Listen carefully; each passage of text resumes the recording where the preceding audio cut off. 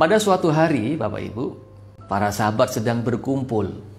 Mereka ngobrol-ngobrol tentang harta dunia. Para sahabat ini berbincang-bincang tentang kekayaan, tentang harta benda dunia, tentang kemewahan dunia. Wah, enak ya, mungkin ya kalau sekarang diilustrasikan. Itu keren, itu orang duitnya banyak. Gimana ya caranya kita supaya jadi orang kaya? Pokoknya membahas tentang kekayaan dunia. Nah, tiba-tiba Rasulullah SAW datang di tengah-tengah mereka. Dan para sahabat itu langsung terdiam. Diam semuanya. Takut, campur apa ya? Campur sungkan. Wah, ada Nabi loh ini, ada Nabi. Masa kita bahas masalah dunia? Ada Rasulullah. Shh, diam. Nanti dimarahi oleh Rasulullah SAW. Nah, Rasulullah tersenyum. Ngerti ya? Rasulullah SAW paham apa yang mereka pikirkan. Dalam hati Rasulullah, ini orang pasti takut ini. Membicarakan masalah kesuksesan dunia kok sekarang tiba-tiba terdiam. Nah, kemudian Nabi SAW bersabda, la ba'sa bil ghina. La ba'sa bil ghina limanitaqo. Tidak berbahaya kekayaan itu bagi orang yang bertakwa. Harta kalau di tangan orang yang bertakwa, maka dia akan bisa memposisikan harta itu di dalam genggamannya, bukan di hatinya. Ya. Dia akan bisa bersikap zuhud dengan harta, dengan kehidupan dunia. Ya. Masih ingat kan pengertian zuhud Bapak Ibu? Jadi zuhud itu bukan pada penampilan, tetapi zuhud itu pada hati. Orang yang pegang duit banyak, bermiliar-miliar, bertriliun-triliun, bisa menjadi orang yang zuhud. Sebaliknya, orang yang tidak punya uang, orang miskin, belum tentu dia orang yang zuhud. Jadi bukan pada penampilan, tapi pada hati. Nah, ketika kita bertakwa kepada Allah, maka harta itu tidak akan membahayakan diri kita.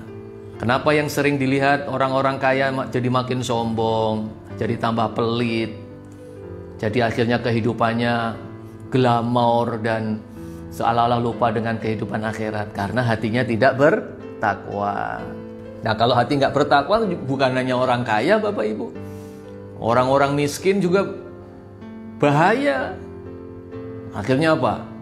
Nipu, dagang curang, nyopet, korupsi. Itu orang-orang yang sebenarnya nggak punya duit, pengen kaya tapi hatinya nggak takwa.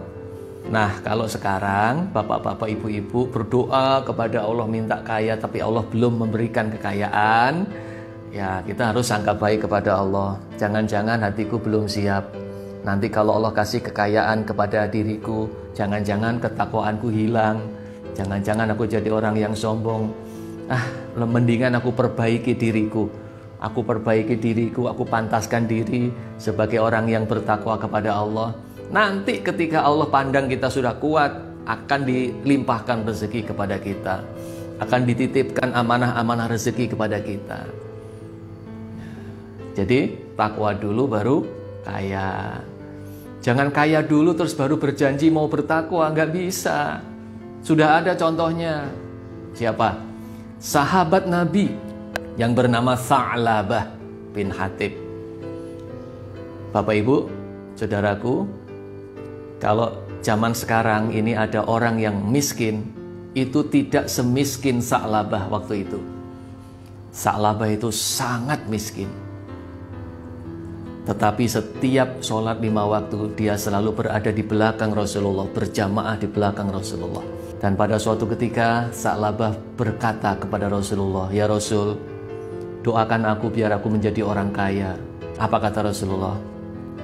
"Wahai Sa'labah, hidup yang pas-pasan seperti kamu ini, tapi bertakwa kepada Allah lebih baik daripada nanti kamu kaya, tapi kamu tidak bertakwa, kamu lupa kepada Allah." "Enggak ya Rasulullah, janji ya Rasulullah.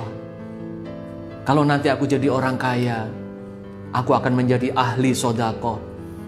Kalau zaman sekarang, aku akan bangun masjid ya Rasulullah. Aku akan santuni anak yatim, bila perlu aku bangun rumah yatim. Aku akan hajikan, umrohkan semua orang. Aku akan membantu fakir miskin duafa. Ya Rasulullah, aku janji ya Rasulullah. Ya wis. Karena Rasulullah SAW juga menyaksikan lahiriahnya, sudah janji seperti itu ya, didoakan oleh Nabi Muhammad.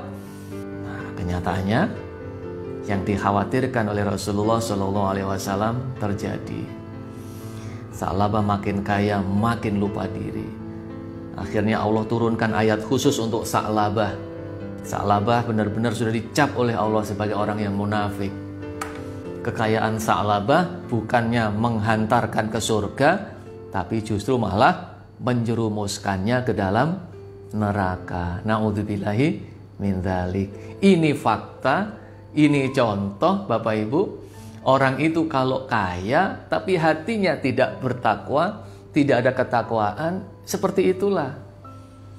Nah, tetapi Bapak Ibu Saudaraku yang berbahagia, manakala hati kita sudah kita bangun ketakwaan kepada Allah, lalu Allah mendatangkan rezeki berapapun ya, kita tetap akan zuhud. Ingat kan pengertian kemarin zuhud.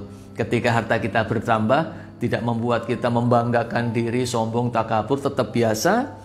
Ketika harta kita berkurang, harus kita keluarkan untuk zakat, infak, sedekah juga biasa saja. Nggak merasa kehilangan, nggak merasa menyesal, nggak merasa sedih. Nah, karena hanya di genggaman, bukan di dalam hati.